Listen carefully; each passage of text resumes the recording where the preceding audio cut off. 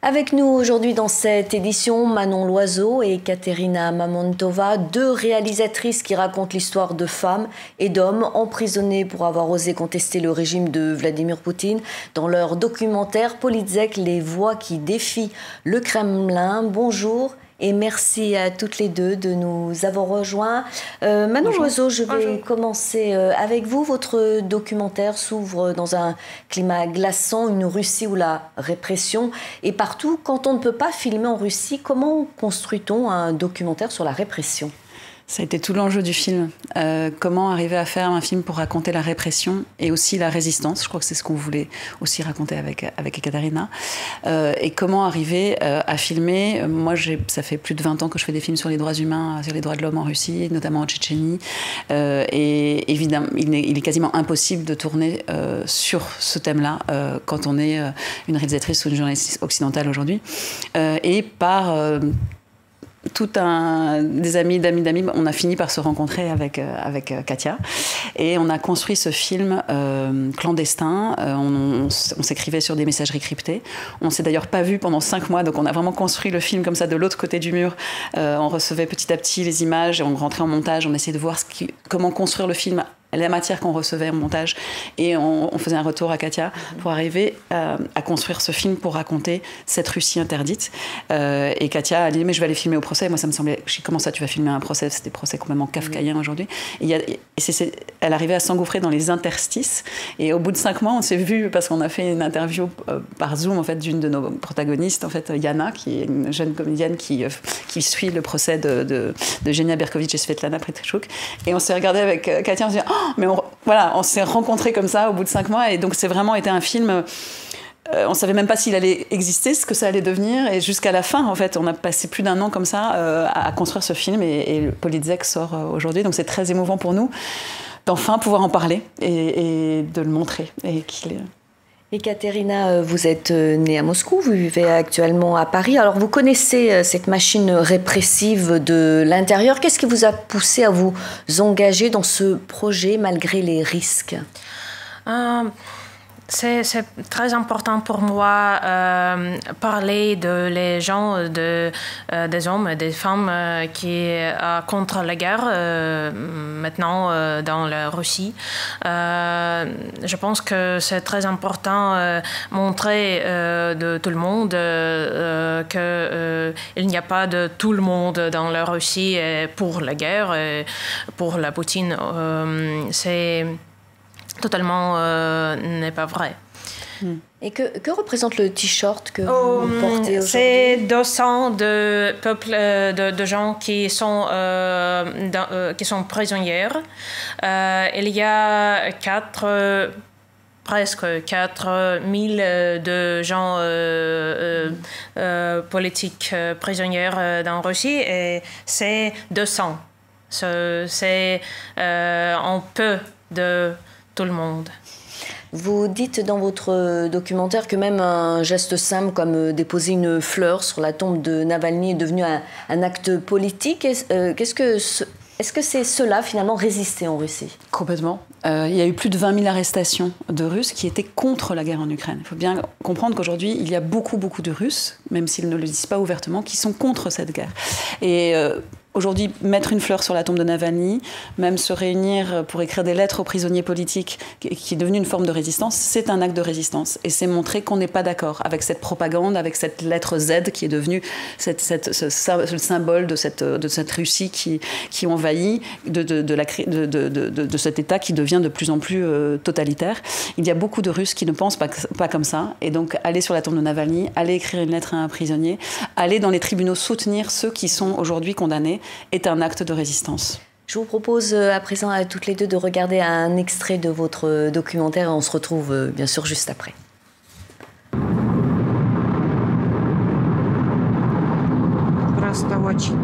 Je m'inquiète tellement pour lui.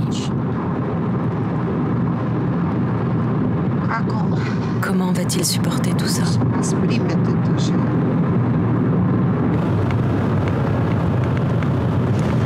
Через 1 километр, 500 метров, поверните направо.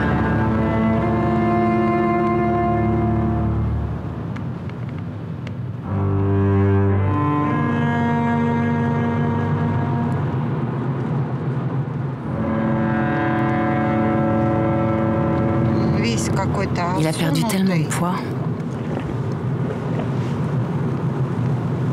Il a tellement changé. Il n'a que 14 ans.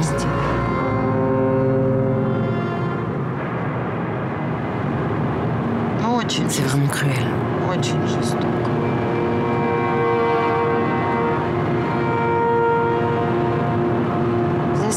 Pour des mots, juste pour des mots, ils ont enfermé mon enfant. Le cas d'Irina que l'on vient d'entendre et de son fils 14 ans, Arseni, dénoncé par ses camarades de classe au FSB, puis condamné à 5 ans de prison pour quelques messages en ligne, m'a bouleversée. Qu'est-ce que cette histoire raconte, selon vous, de la société russe actuelle? Elle raconte qu'en fait, l'État veut terroriser toutes les couches de la société russe.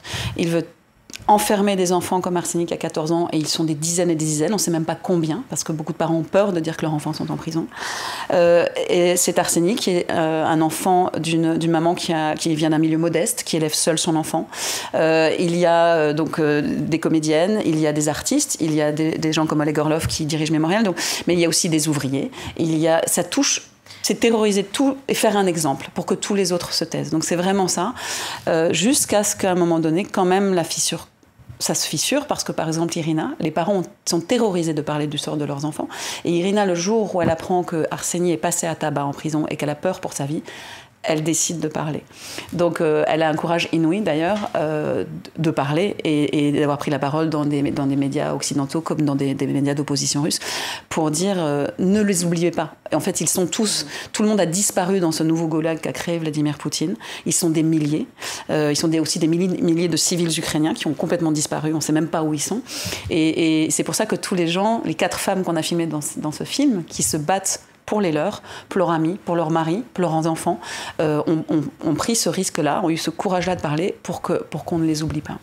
Dans les prisons, il y a des enfants, des femmes, des vieilles gens, tout le monde. Cet régime peut... peut vraiment prendre tout le monde, peut juste vous kidnapper et vous mettre en prison. Et il y a des gens, en plus, on voulait dire à Katia, des gens extrêmement malades qui risquent aujourd'hui de mourir. Ils sont des dizaines qui ont soit des cancers, soit des maladies qu'ils ont attrapées en prison, et ils n'ont pas de médicaments, ils ont des problèmes de nourriture. Enfin, donc c'est vraiment un appel à l'aide. Il y a une urgence totale. Il y a le cas dont on a parlé dans le film de Pavel Kouchner, qui est ce pianiste dont personne ne savait même qu'il était en prison, qui a fait une grève de la faim et qui est mort en prison au bout de 3 mois. Donc il y a urgence. Et une dernière question. Dans le film, on découvre aussi ces anonymes qui écrivent aux prisonniers politiques. Pourquoi ces lettres comptent-elles tant pour ceux qui sont enfermés? C'est une question. Cette lettre est très importante parce que la personne qui est en prison voudrait, non pas voudrait, mais il va voir qu'il n'est pas seul. Et les prisonnières aussi vont voir que cette personne n'est pas seule. Et c'est très important pour la vie de cette personne. Oui. C'est briser l'oubli. C'est des mots contre les murs.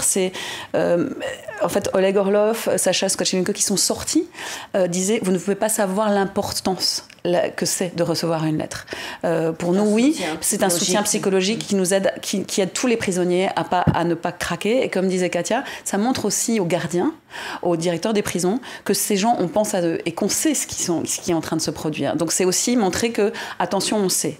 Donc on aimerait en fait avec Katia que ce film puisse accompagner avec Mémorial une campagne qui serait les mots contre les murs, d'une campagne d'écriture de lettres aux prisonniers politiques que tous les gens peuvent faire dans le monde. Il y a des antennes de Mémorial partout, d'Amnesty International, pour écrire des lettres aux prisonniers. Ces lettres arrivent. Le système est complètement ubuesque, kafkaïen, mais il y a une obligation de donner la lettre aux prisonniers. Donc parfois elle n'arrive pas, mais elle finit.